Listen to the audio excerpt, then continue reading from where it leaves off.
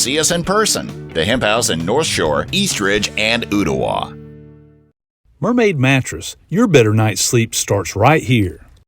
Oh, this is that beautiful time of year when you get to enjoy the natural sunlight coming through your kitchen window later and later into the evening. The days are getting longer and we all can relish that beauty. But if you are in the category that I am, or part of that enjoyment comes from opening the door, letting the screen door be your entryway in, with that often comes the spring pollens, and so with that comes Ashley Farrar from Molly Maid, because she's here to make the house not be so green. Good to see you. I know, it's awful. It almost matches these chairs. You can just leave the window open. My front porch is where I'm beginning to notice that I've got this stone on the front porch, and I noticed in the grout it's getting yellower and yellower, and no matter how much I sweep, it comes right back. So, well, and you feel like when you're sweeping, it's almost just like blowing it up and landing on you. Yeah, well, that's where you come into play, because you know the tricks of the trade, and you always hate to be the bearer of bad news, but part of your advice is be careful opening those windows. Yeah, if you can leave your windows shut. I know it's beautiful outside,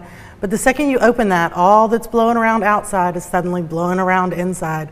So especially if you have allergies, you're really doing yourself a disservice by opening the windows. I had a conversation with Dr. Josh Crowder, optometrist here in town, and he had talked about the allergic eye that a lot of people get, me included, and the itchiness of it all. And one of the things he recommended, I thought about you, was washing your pillowcases. Oh yeah, absolutely. You want to change your pillowcases. If you're changing your sheets every week, you can change your pillowcases every 2 or 3 days. You can buy them as separates.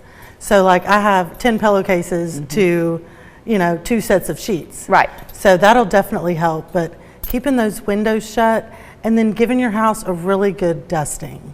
So I know that we talk about spring cleaning, and really I think that's why, is because all the pollen is everywhere and people can see it. It's not like the white dust, it's the yellow dust. Y'all can relate a lot to this, I'm sure, because I have a dog and I have a cat. So I vacuum. I have hardwood floors, so I vacuum almost daily if I'm thinking about it, because I just pay the price if I don't. I don't think about my ceiling fans often enough, and I noticed the attachment you brought.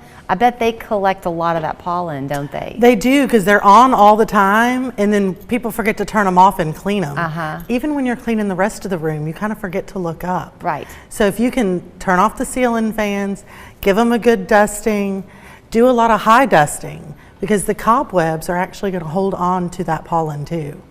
So when I have one of these, and when you use it, I always think I'm going to come off of the blade of the fan with a lot of goop. You don't always see a lot on the fibers, but that doesn't mean it's not there. Right, it doesn't mean it's not there, and it really is trapping it. So when you take this outside to like beat it up against a rail, you will see all the dust coming out of it. So you really want to get something that's going to grab, and these microfibers, they really do grab. So you can get something that'll trap the dirt. And then you can, back it up with your cloths. So you're going to go top to bottom. So your ceiling fans, your light fixtures, your cobwebs, and then move down to your furniture. So things are going to fall down, so you want to move from top to bottom, if that makes sense. So you have your vacuum cleaner. I know that it shocked me when you would first tell me. I mean, I know you don't want a full bag in your vacuum cleaner, that I get. But don't you recommend keeping it half full? Yeah, once you get about half full, you start losing suction. So once you start losing suction, because the air has to pass through the bag or pass through the dirt cup. So you're going to start losing the suction the more full it gets. Okay. So the best thing you can do is change your bag often. A lot of people are like, oh, my vacuum cleaner doesn't work anymore. Your bag's probably full. It's just not getting the air suction that it needs. Speaking of your vacuum not working that well anymore, you really make a good investment if you buy the right vacuum for your family's needs, right? I mean, a Dirt Devil isn't going to work for everybody. No, it's not. Like, there's different vacuums for pets. There's different vacuums for hardwood floors. So you really want to talk to the person that you're buying your vacuum from about what your floor is. Or if you're researching online, look at what the description is. If it says for carpet, for hardwood floors, and then think of what type of carpet you have. If the pile, if the fiber is taller, you're not going to want something with a beater bar that spins, because it's going to start ripping your carpet. So you'll want something that just does suction. So there's a lot of different options out there, but what you're going to want to start with is, what is my floor? Gotcha. What am I vacuuming? Do you like a bagged vacuum versus a bagless vacuum? Does it matter? You know, as long as you're changing them often, Okay. it shouldn't matter. I like the bags because you can take the bag out, throw it away, put a new bag in, done and done. With your dirt cups, you really do need to empty it out, clean out the dirt cup, and then put it back. And I think a lot of people miss out on that cleaning it out part. Right. They empty, snap back and go. But really you do need to clean it out to make sure you're getting the rest of that dirt and mold. And if you've vacuumed up anything with any moisture, Right. it's gonna start to clog in there and stick.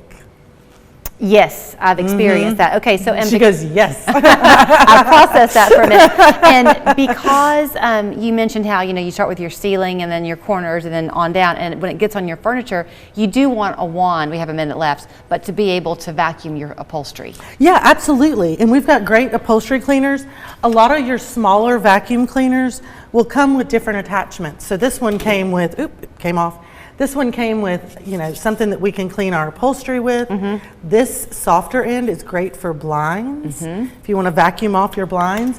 And then it actually came with a full vacuum head too. Nice. So this has a lot of attachments, and it can actually raise and lower depending on if you're doing hardwood floors or carpet. Can people consult with you too on a good vacuum cleaner to buy once they're using your service? Can they consult with your staff about the right type of I guess you bring your own vacuum cleaner, don't you? Yeah, we bring everything we need. So if you're calling us, you really shouldn't need anything. Okay. But there are people that, need to do some maintenance in between. Right. If we're only coming every 2 weeks. Right. And you have pets or children. Exactly.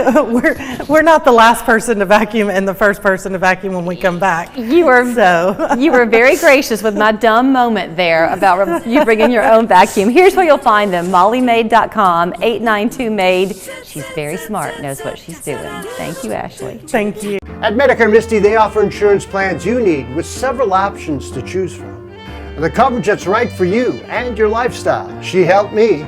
Let their agents help you with annual or open enrollment or special election periods.